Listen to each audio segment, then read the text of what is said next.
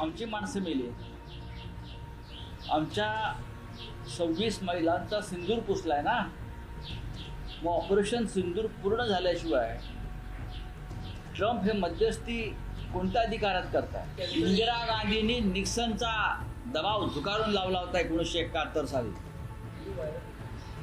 अमेरिकेचा प्रेसिडेंट निक्सनने हस्तक्षेप करण्याचा प्रयत्न केला होता, तेव्हा इंदिरा गांधींनी सांगितलं तुम्ही कोण आमच्यामध्ये हस्तक्षेप करणारे?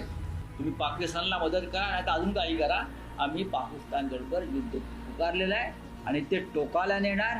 इंदिरा गांधीने युद्ध टोकाला नेलं आणि पाकिस्तानचे 2 तुकडे केले. सरकार ने की कोशिश कि मध्यस्थता किसी की नहीं है, लेकिन एक मध्यस्थ जो अपने आप को सेल्फ डिक्लेयर्ड सरपंच समझते हैं पूरी दुनिया के, उनके बयानात मैं समझता हूं कि हमारे जैसे विशाल लोकतांत्रिक देश के लिए उचित नहीं. उन्होंने कहा कि मैं दोनों को बिठा करके 1000 साल पुराना कश्मीर का जो मुद्दा हमारे दोनों के बीच में है, आप होते कौन हो भाई? मुझे ऑफिशियल रिएक्शन अपने देश का चाहिए. और अमेरिकन एस्टेब्लिशमेंट को ये जरूर कहूंगा, 71 में भी आपने बहुत कोशिश की थी. ये देश ऐसा है ना, कुछ बात है कि हस्ती मिटती नहीं हमारी. वो कहते हैं कि, और ये उनके जो सेक्रेटरी ऑफ स्टेट हैं रूबियो साहब, उन्होंने कहा है कि भाई पिछले 48 घंटों में बातचीत होती रही.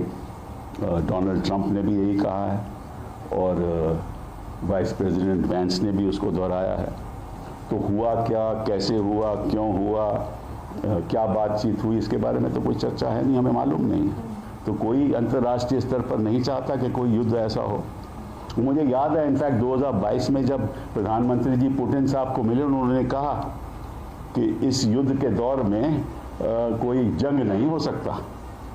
तो ये तो प्रधानमंत्री भी जानते थे कि युद्ध में दौर में कोई जंग नहीं हो सकता.